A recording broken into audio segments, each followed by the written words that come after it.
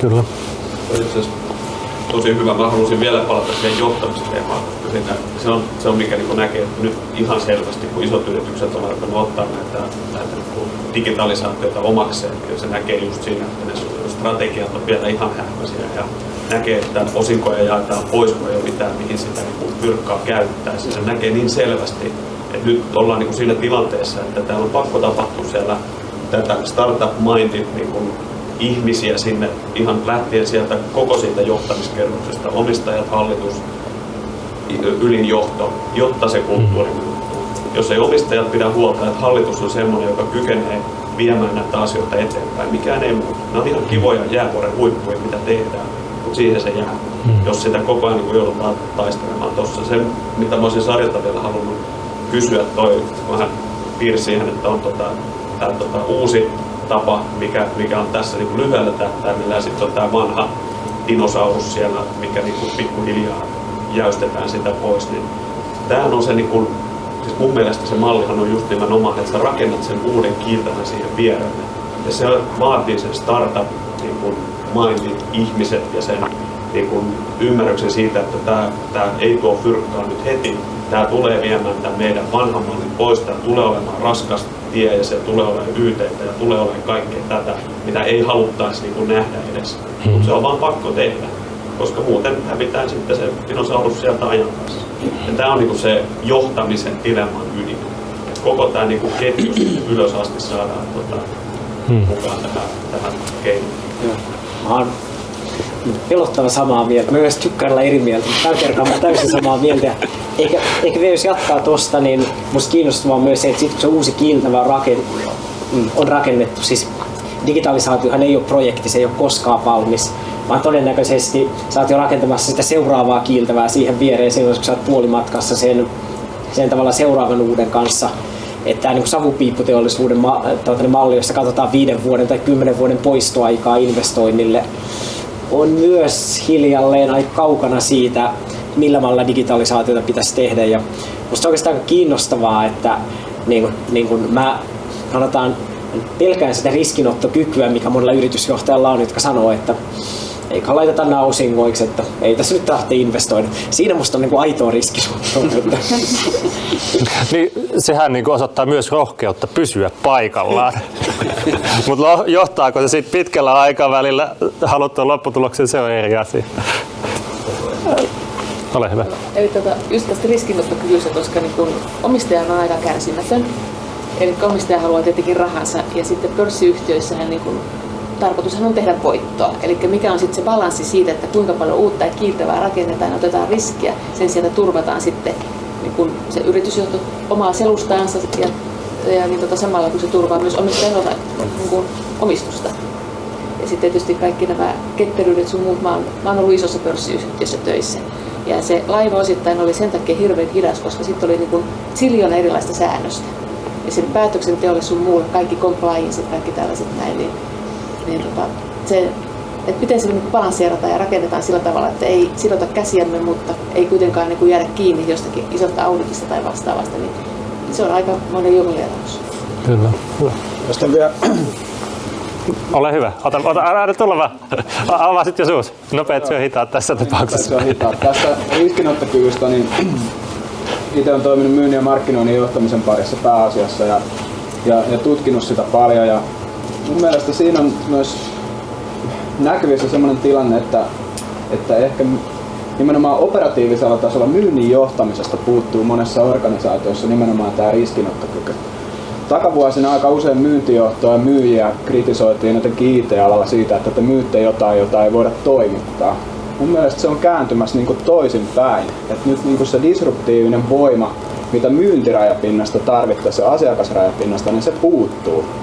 Vaan pysytään siellä just tämän kuvan siinä perinteisen liiketoiminnan puolella, jossa myynninkin katteet ja tavallaan se tulos pystytään varmistamaan, eikä myydä sitä tummemmanpunaista nopeata käyrää, missä voisi olla ehkä aika merkittävät riskit sille myyntiorganisaatiolle, mutta toisaalta se on se voima, joka sitten vetää mukanaan sen koko loppuorganisaatio. Homma toimii, jos se putki on oikeasti kunnossa.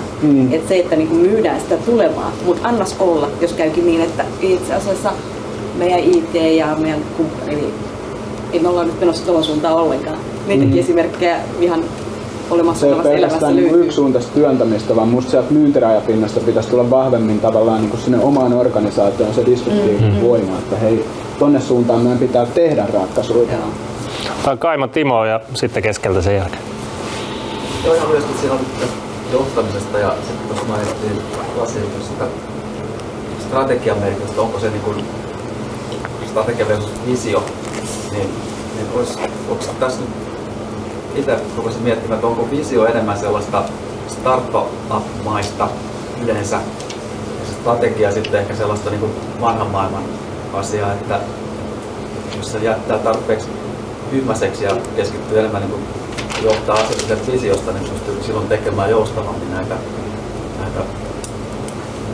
digiajan asioita. Että itse ainakin tykkään, että meillä itse asiassa strategiassa on aika vahva väljästi sanottu vain jotain asiakaskokemuksen kehittämistä ja tyytyväisyydestä, ja mä pystyn siihen johtamaan kaiken mitä mä haluan vedota siihen, että se ei ole niin tarkasti sieltä kirjoitettu auki. Joo, jos peilaa tuohon Sarin esitykseen, niin musta siinä tuli hyvin niin kuin esiin se, että mitkä on ne Open kilpailuedut siinä, kun keskusteltiin siitä asiakkaan kohtaamisesta ja siitä, että mitä se luottamus ja muu voi olla. Ja niin kuin ehkä just silloin musta se vision ytimessä pitää olla se firman tai organisaation olemassaolon syy, että mitä arvoa se on luomassa asiakkaalle riippumatta siitä, millä välineillä se sen tekee. Jolle se just mun mielestä mahdollistaa sen ohjaamisen, että jokainen tavalla operatiivisella tasollakin voi kysyä sitä, että johtaako tämä nyt sen vision parempaan toteutumiseen, ja sitä kautta toivottavasti syntyy autonominen ja itseohjautuva organisaatio. Mielestäni erittäin hyvä niin kiteytys siitä. Mä niin kuin sanotaan, että vision riskihän on se, että se voi olla itsessään hirveän hähmäinen. Jos se on taas sitten sitä tasoa, niin viime vuonna analysoin niin toista sataa niin hollantilaisen suuryrityksen niin visioa, ja aika monet on sillä tasolla, että tarjoamme asiakkaillemme kaikkein parhaat kummiteollisuuden ratkaisut. Silloin on kuitenkin hyvä kysyä, että onko se pelkästään kummiteollisuus vai voisiko ne esimerkiksi laajentaa siitä. Tästä on jänne esimerkkejä Japanista, Fujifilm, jolle ei käynyt Kodakkeja, vaan joka laajensi nyt tällä hetkellä 5. niiden liiketoimista tulee kosmetiikkabisneksestä, eli niillä on Astalift-niminen tuote, joka on Aasian nopeimmin kasvava kosmetiikkabrändi, koska niiden R&D, herkkien pintojen oksidoitumisen estäminen, sattuu pätemään sekä filmiin että kosmetiikkabisnekseen. Ja siinä on musta jotain rohkeutta silloin se, että se visio vedettiin tarpeeksi laajaksi ja tämmöinen lähtö oli mahdollinen, josta syntyi suht lyhyenkin tähtäimen kuitenkin tulosta, että tästä jo monta vuotta, kun he sinne pivottas.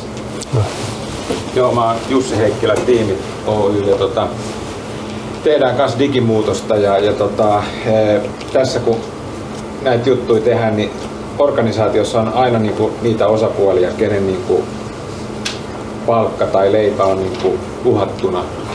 Ja silloin, jos me esimerkiksi puhutaan verkkokaupoista, niin se on usein myynti, joka on se jarru, joka että se tarvii myydä riittävän ylös, jos siihen tulee myyjiä siihen keskusteluun tai sitten se delegoidaan jollekin myyntijohtajalle, niin sehän rupeaa miettimään, että okei, Pekka ja Kari ja ehkä minä tästä saadaan pudut, kun menee verkkoon puolet tästä myynnistä.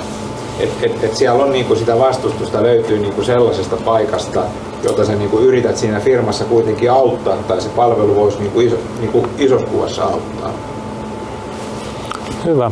Oikeastaan tässä välissä haluaisin kiittää teitä kaikkia osallistumisesta. Kiitos Solitalle tästä mahdollisuudesta. Saatiin tulla tänne teidän kanssa ja teille osallistujille. Materiaalit tulee myöhemmin verkkoon. Kun täyttäkää niitä palautelomakkeita, oikeasti halutaan kehittää tätä ja viedä eteenpäin. Mikä oli teille hyödyllistä?